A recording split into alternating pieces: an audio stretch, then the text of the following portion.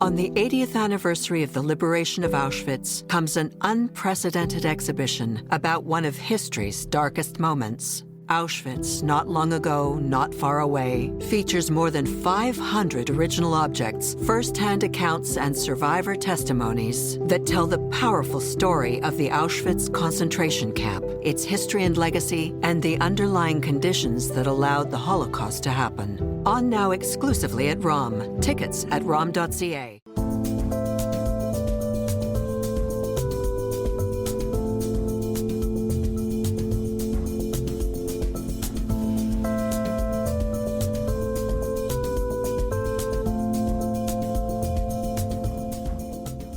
I would say that her name is used in two different ways that we don't approve of, because we're used to her name being used as proof that here these peace activists, and especially Vivian Silver, her name is brought up a lot because she's the most prominent one.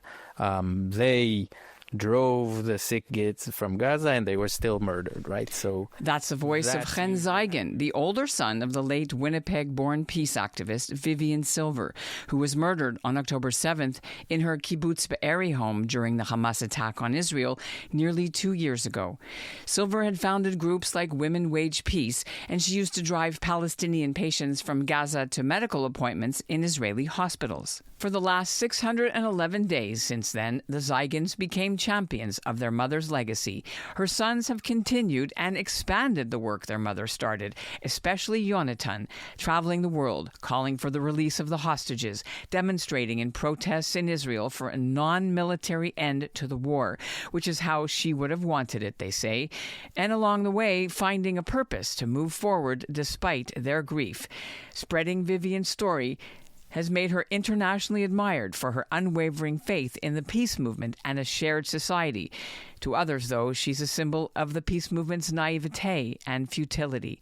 There's also a new Canadian-Israeli documentary feature now in production about her, and they've been raising money for an annual prize the family's created in her name for female peace activists in and around Israel whose work embodies Vivian Silver's values. I'm Ellen Besner, and this is what Jewish Canada sounds like for Monday, June 9th, 2025.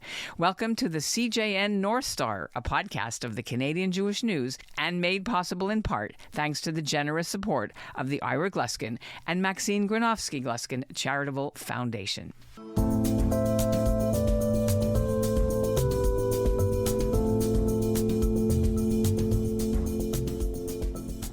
And yes, you heard it right for you longtime listeners of the CJN Daily. Our podcast has new theme music and a new name to mark 4 years of us bringing you in-depth interviews and eyewitness on-the-ground reporting covering the major stories impacting Canada's Jewish community, be it here at home in Canada or from around the world.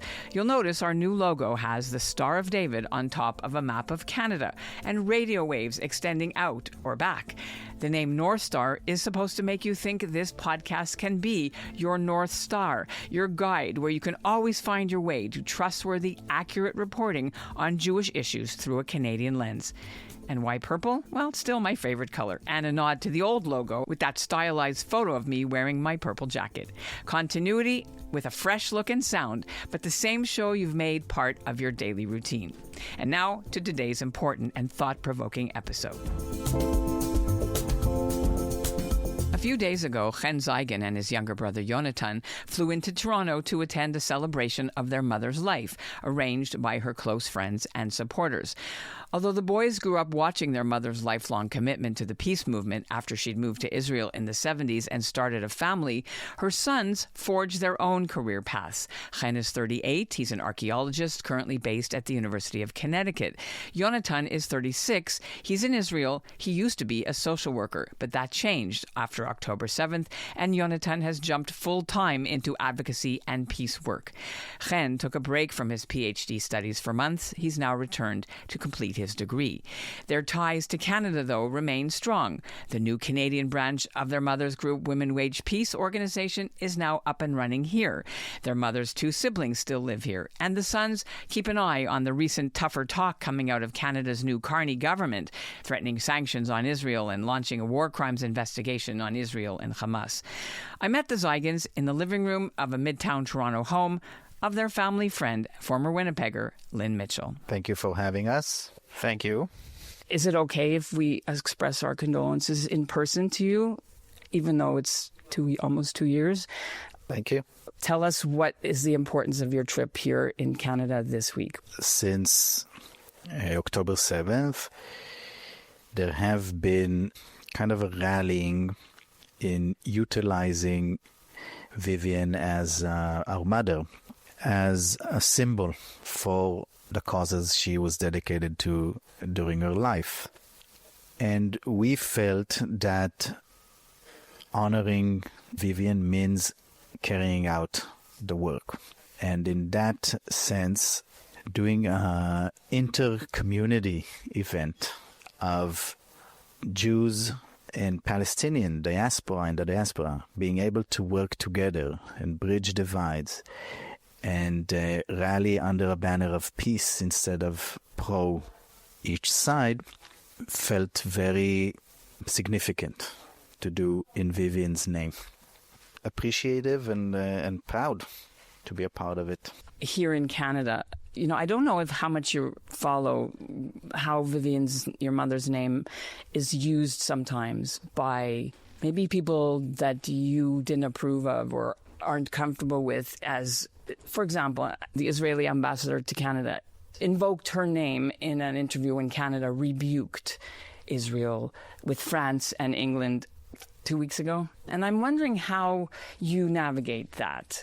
I would say that her name is used in two different ways that we don't approve of. It's because we're used to her name being used as proof that here these peace activists, and especially Vivian Silver, her name is brought up a lot because she's the most prominent one. They drove the sick kids from Gaza and they were still murdered, right? So that's usually how we're used to her name being invoked in ways that we don't like. That's true. You're right. It says, you see, you have no one to talk to. Yeah. And then the other way would be, as we have to stand strong, we have to fight anti-Semitism because we have to get peace. Canada's wrong about rebuking Israel because of Vivian Silver's legacy. Like, they use it turns into a political tool for people sometimes. Vivian would definitely support a Canadian effort to end the war. And the Israeli government who is waging this war is in the wrong. So I don't understand how her name could be used to attack Canada for trying to end the war. When Canada, France, and the UK came out with this announcement, I said, better late than never. We need the international community to play a more assertive role in ending the war and promoting a diplomatic process, holistic, that ends the conflict in general. We won't do it by ourselves. Conflicts, a lot of times they erupt between two sides, but they are always either enabled or solved with the intervention of third parties. We, up until now, have, quote-unquote, enjoyed only the enablement part of the international community intervention. We need to start enjoying the capacity to solve our problems. And ending the war is a necessary first step in our ability to live viable lives in Israel and Palestine. And I wonder, as her kids, what have you learned more about her that you didn't know when she was alive, that you now know, that you would like to share with us? Maybe the extent of her impact, of her personal impact on people. I knew that she was well known, but so many people came up to me, random people. Oh, I knew your mother. I didn't know she was your mother, but I knew of her, and she was very inspiring to me. Does that help you when, even now, it's almost 2 years, when you find these little tidbits? I would say it's very nice to hear, but I personally sort of make separation between my mother as a public figure and a mother. So I wouldn't say it sort of helps me with a feeling of loss and grief, because I lost a mother. My grandchildren lost their grandmother. So her public impact, I don't know if it really has much to do with that. I feel it's two different things. But it feels good that she served as a figure that people sort of can now rally around. And there's so much division now. And I think that the fact that she's serving as this figure maybe is helpful. I just ask about it because being the curators or the guardians of this legacy is a big responsibility. So how do you make sure, like we said a little earlier, that it's being done the way the family wants? How much control over it do you get? I don't really bother myself with things that are being done without my consent, because I realize that the minute someone is a public figure, then it's out of my hands, and I don't waste my resources on that. Usually, when people do ask for consent, I think about it. It's a process of what would be conveyed out of this specific project. What will it add? Is it necessary? Is it in good taste? It's a lot of is it political in a sense that I don't wish? Is it bad messaging? So there's a process. The people that your late mom worked with, how much do you know about, the people she drove, for example? Do we know if they're alive? What happened? Are you able to keep in touch with any of the people? No. Well, Vivian's projects and partners from Gaza itself, they kind of dwindled down since the Second Intifada and when Hamas took power. So we are in touch with one of her close friends and colleagues from back then. He's not in Gaza anymore, but his family is there, and they're in a really, really bad shape. We also I had a conversation with another colleague of hers that worked with her from Gaza, and he also left Gaza. He was persecuted back there by Hamas. There are other people who used to work on Be'eri when we were children as construction workers. Over the years, they couldn't continue to come work. Our mother, together with other people on the kibbutz, they usually organized some sort of donation for them. And over the years, they would call her sometimes to wish her a happy holiday, to ask how things are going. Yeah, so some of them had to flee, and some of them, I don't know. Mm-hmm. On the 80th anniversary of the liberation of Auschwitz comes an unprecedented exhibition about one of history's darkest moments. Auschwitz, not long ago, not far away, features more than 500 original objects, first-hand accounts, and survivor testimonies that tell the powerful story of the Auschwitz concentration camp, its history and legacy, and the underlying conditions that allowed the Holocaust to happen. On now exclusively at ROM. Tickets at rom.ca. You mentioned Be'eri, so I was wondering if, what is happening with her house? Have you seen what's new there? Our community's been helping and supporting, but we'd love to get an update. Specifically, her house and the whole her neighborhood it's 2 or 3 blocks, the kibbutz that were impacted the most severely. They're still standing. Their outer shells are standing. Yeah, I was gonna finish. Oh, so. The kibbutz is in sort of a renovation process, but they are investing in rebuilding other parts or constructing new neighborhoods. And the houses that were impacted, most of them were burned from inside.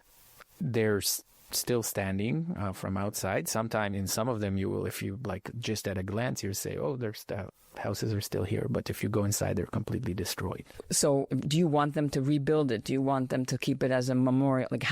What is it planned? I think Yonatan agrees with me, believe that the kibbutz needs to decide, as the kibbutz does in the democratic process. They are the one who went through October 7th. And it's up to them to decide how they want to commemorate it. On our part, we have actually signed a release that says you are allowed to demolish the house. We have no ownership over the house because it's a kibbutz. I'm curious why you decided it was okay. We're done collecting what we want to collect of the remains of the... It's not ours. It's not our property. And in terms of symbolism, I personally don't really feel the need for a specific material point of reference. I full-heartedly give the kibbutz the prerogative to decide what they want to do in terms of commemoration and how they will proceed with it. We have her in our hearts. We have her legacy, which is moral and philosophical and political. There will be this movie that will be, I think, very significant in our kids, future generations of our families, memories of her. So the house is not, in the kibbutz, your relationship to housing is not so sentimental. We would move every couple of years to a new house because it's relative to your status in the kibbutz. You move. Yeah. We never really lived in that house, actually. She moved there after we were already grown. But I think the important thing is that this is a thing that happened not only to our mother, it happened to an entire community. Right. I just mean because, for example, like on all the tourism that brings into the Nova Festival, it's like a point of pilgrimage now for many, not just, you know what I mean? So I think we are not interested in our mother's house becoming a point of this grief tourism. I think that I completely understand the need of Israelis and world Jewry to come and see what happened and remember and feel connected. But there's a lot of also problematic issues with this grief tourism, and we don't really have a sentiment towards that. But I think that the kibbutz, one of the reasons why the houses in these neighborhoods are still standing is part of that context of tools in the kibbutz.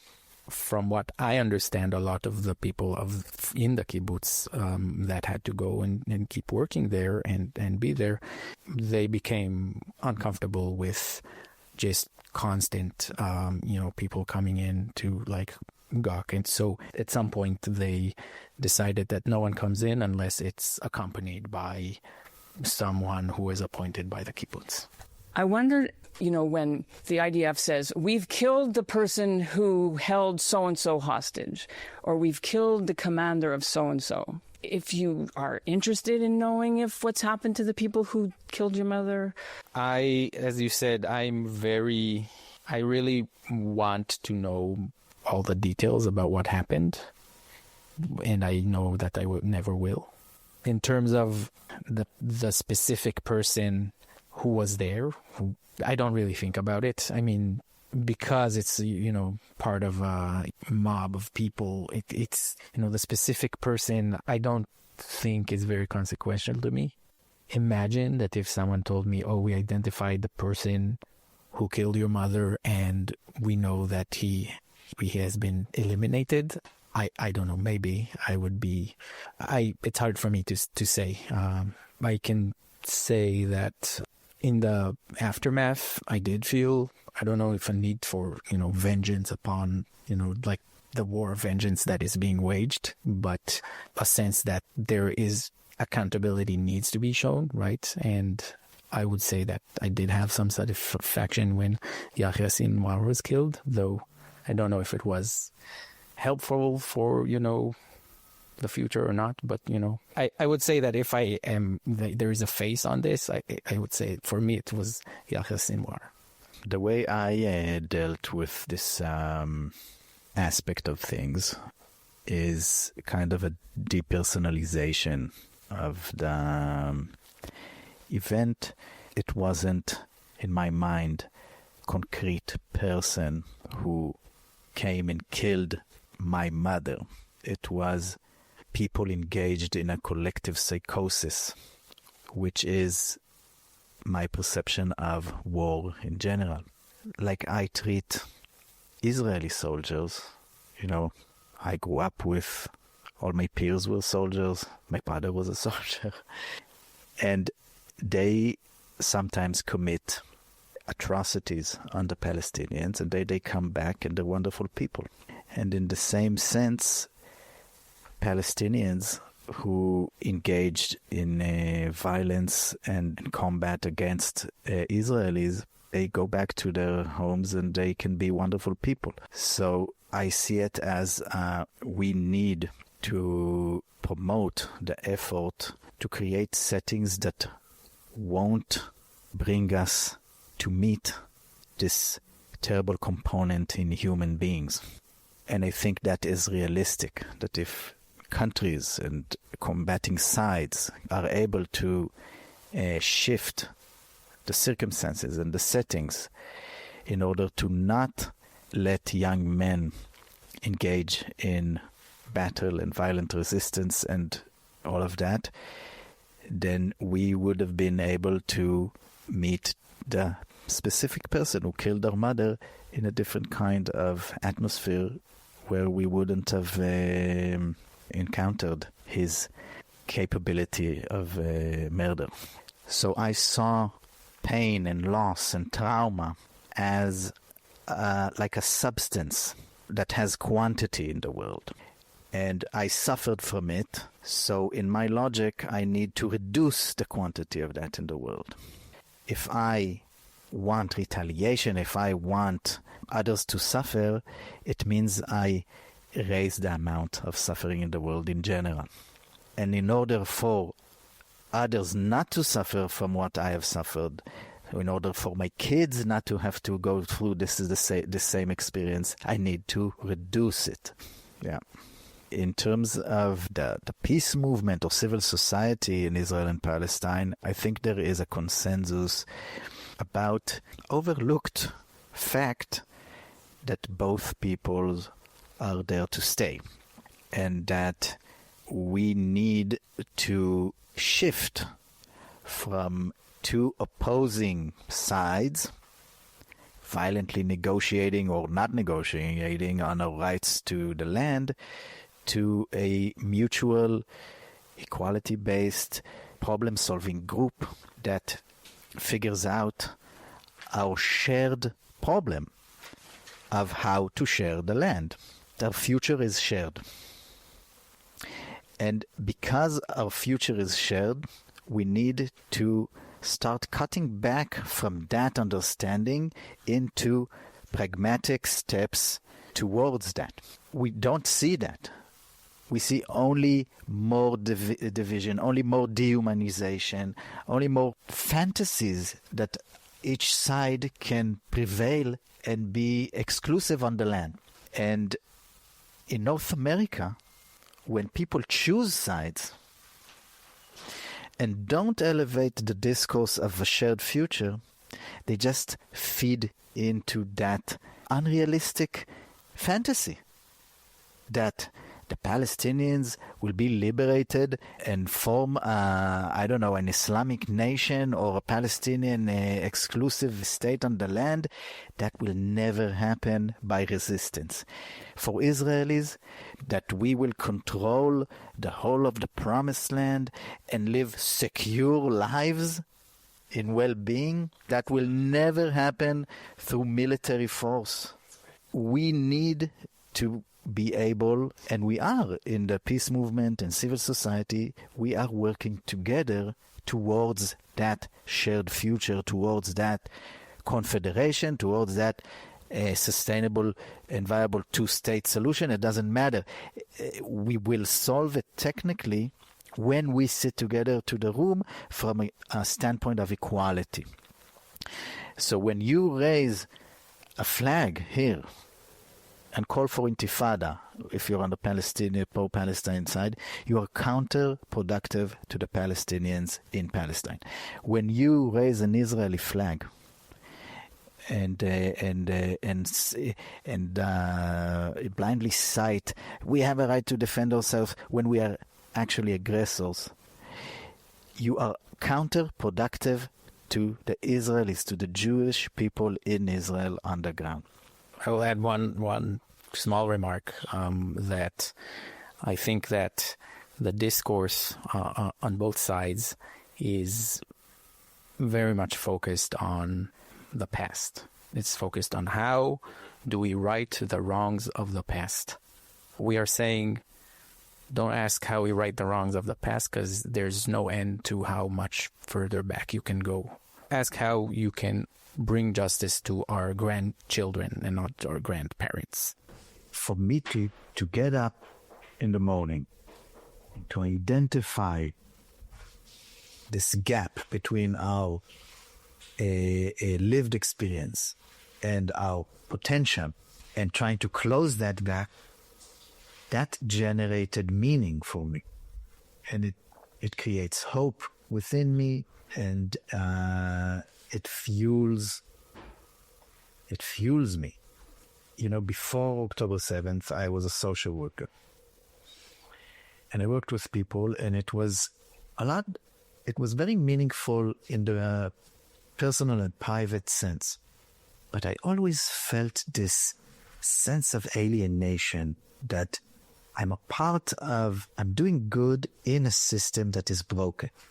And now I feel like I am contributing something, whatever I can. I don't know how meaningful it is objectively, but it's really meaningful for me personally, to healing a system.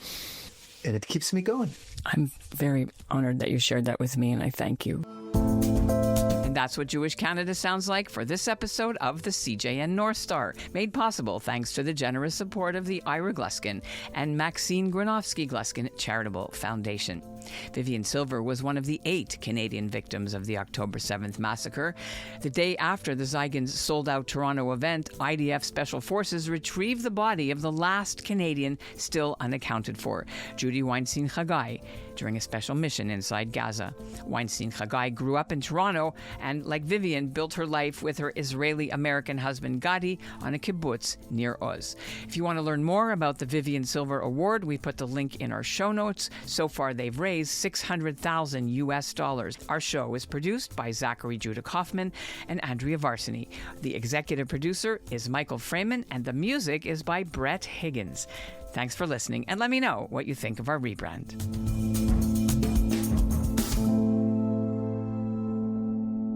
On the 80th anniversary of the liberation of Auschwitz comes an unprecedented exhibition about one of history's darkest moments. Auschwitz, not long ago, not far away, features more than 500 original objects, first-hand accounts, and survivor testimonies that tell the powerful story of the Auschwitz concentration camp, its history and legacy, and the underlying conditions that allowed the Holocaust to happen. On now exclusively at ROM. Tickets at rom.ca.